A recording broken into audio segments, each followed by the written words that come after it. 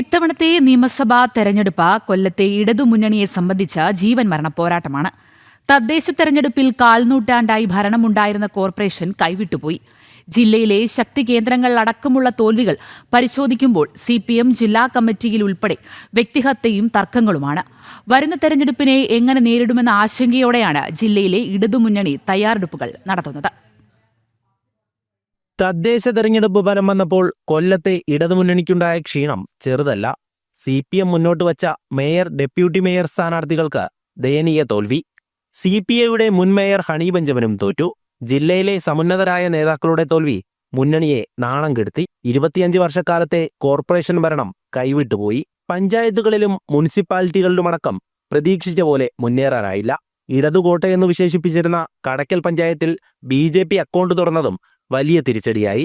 അമിത ആത്മവിശ്വാസം ദയനീയ തോൽവിയായി മാറിയെന്ന് ജില്ലയിലെ നേതാക്കൾ തന്നെ സമ്മതിക്കുന്നുണ്ട്. തോൽവിയിൽ നിന്ന് കരകയറാൻ ഇനി നിയമസഭാ തെരഞ്ഞെടുപ്പാണ് ലക്ഷ്യം. പക്ഷേ വിജയിച്ചിരുന്ന പല മണ്ഡലങ്ങളും കൈവിടുമോ എന്ന ആശങ്കയാണ് പാർട്ടിക്ക്.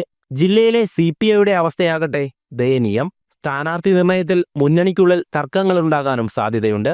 കഴിഞ്ഞ തെരഞ്ഞെടുപ്പിൽ മുകേഷിനെ സ്ഥാനാർത്ഥിയാക്കിയതിൽ നേതാക്കൾക്കടക്കം അതൃപ്തിയുണ്ടായിരുന്നു. മുകേഷിനെതിരെ ഉയർന്ന ലൈംഗിക ആരോപണങ്ങളും പാർട്ടിക്ക് അവമതിപ്പുണ്ടാക്കി.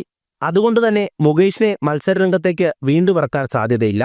ഇടതുമുന്നണിയിലെ ഘടകകക്ഷികൾ സീറ്റുകൾ ഉറപ്പിച്ചു കഴിഞ്ഞു. ഗതാഗത മന്ത്രി ഗണേഷ് കുമാർ പത്തനാപുരത്ത് തന്നെ മത്സരിക്കുമെന്ന് പറഞ്ഞ് കളം പിടിച്ചു.